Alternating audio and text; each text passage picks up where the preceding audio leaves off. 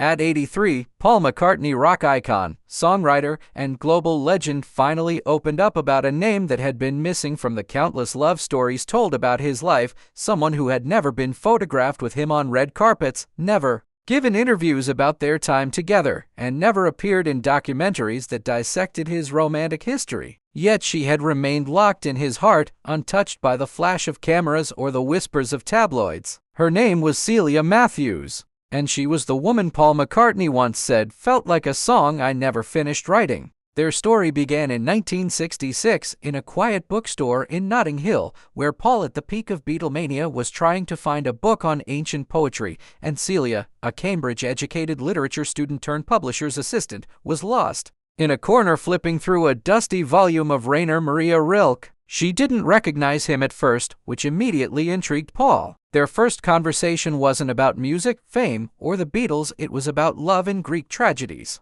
and whether happiness was ever truly sustainable. Paul was mesmerized. He, the man who had girls screaming his name worldwide, finally met someone who didn't care about any of that. Celia was ethereal yet grounded, funny without trying, and devastatingly intelligent. She challenged him, questioned his lyrics, told him that some of his songs lacked emotional depth. And he loved it. She was different. She didn't want backstage passes or flashy dinners. She wanted conversations at midnight, walks in Hyde Park, poetry readings by candlelight. They began a secret relationship, one Paul kept entirely private. No paparazzi, no mentions in interviews. For once, he had something the world didn't. Celia lived in a world far from rock and roll, and Paul made a silent vow to keep her separate from the chaos. He would show up at her flat in disguise, using a fake name to get past her doorman, and they'd spend weekends tucked away in the countryside, reading, writing, cooking together. Paul even confessed that Celia inspired an entire unreleased album songs that were too personal, too raw, that he never dared to publish. Some fragments of that music leaked into other works over the years, with cryptic lyrics fans never quite understood. Songs like Blackbird, Long and Winding Road, and Here, There and Everywhere weren't just poetic abstractions, they were direct expressions of his time with her. But as with many beautiful things, reality intruded. Celia, fiercely independent, struggled with the secrecy. She didn't want to live in the shadows of a Beatle, no matter how much she loved him. She had her own career, her own identity, and she refused to be a hidden chapter in someone else's autobiography. Paul, bound by the obligations of fame, couldn't offer her the normal life she craved. They tried to make it work, but between the relentless touring, media pressure, and Paul's increasing dependence on substances to cope with stardom, the relationship quietly unraveled. There was no dramatic breakup, no heated argument, just a long letter from Celia, left on his piano, telling him she was choosing herself this time. Paul didn't respond. He couldn't. He was angry, heartbroken, confused, but deep down, he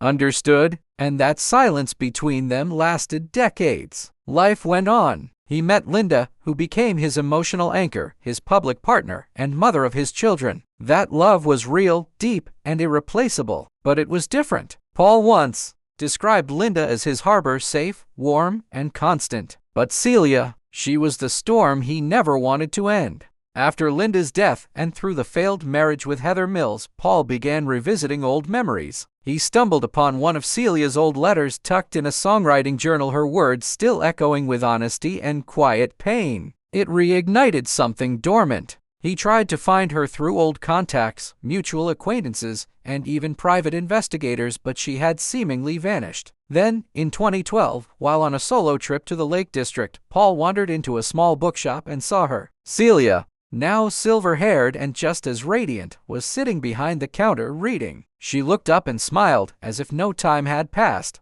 They spoke for hours, rekindling something that neither age nor life's detours had managed to erase. They didn't become lovers again, but they became something deeper, soul companions. They wrote letters again, shared thoughts, songs, and regrets. Celia never asked why he left. Paul never asked why she did. They simply existed together again, quietly, privately, like a hidden verse to a familiar song. Paul kept their renewed connection secret until now. On his 83rd birthday, during a BBC tribute interview, he was asked if he had any regrets in love. He smiled wistfully and said, "There was a woman once. She knew me before I knew myself, And after all the love I've had, hers still whispers in my bones. The producers, stunned, pressed for more, but Paul declined. It wasn't for headlines. Later, his team released a previously unreleased song from his archives, Celia's Lament, a haunting ballad recorded in 1971 that never made it to an album. The lyrics spoke of a window left open, a name never said aloud,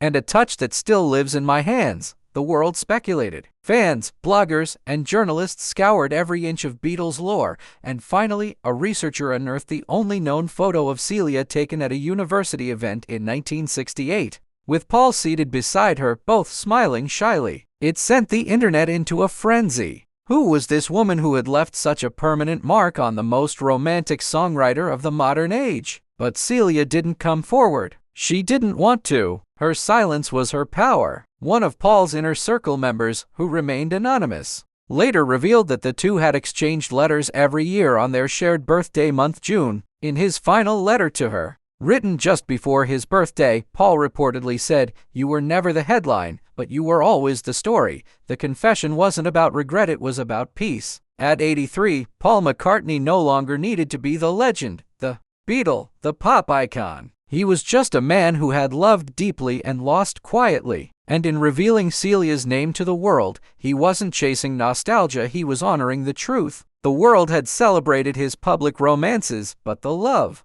that shaped his soul the most was the one no one saw coming. As he closed his interview, he softly strummed his guitar and sang a few lines from an old forgotten melody. She held my hand, not my fame, she loved the man, not the name. And in that moment, it was clear Celia Matthews wasn't just a memory. She was the hidden song of Paul McCartney's heart, finally played for the world to hear.